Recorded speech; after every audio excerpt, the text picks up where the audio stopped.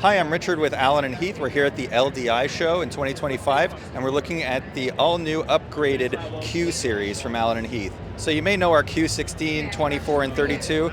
These have now been upgraded to the Q5, 6, and 7.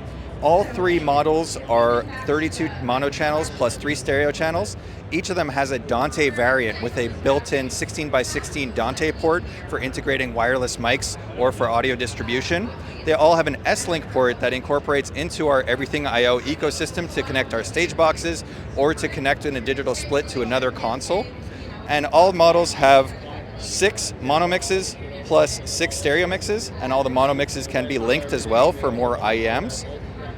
All the scribble strips are now digital, and it goes across 4 different layers that are all fully customizable, just like our other series of mixers.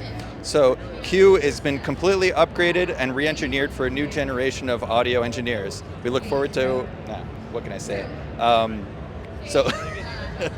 What can I? For more information, Yeah, give your website. for more information, visit alan-heath.com. Please edit that out.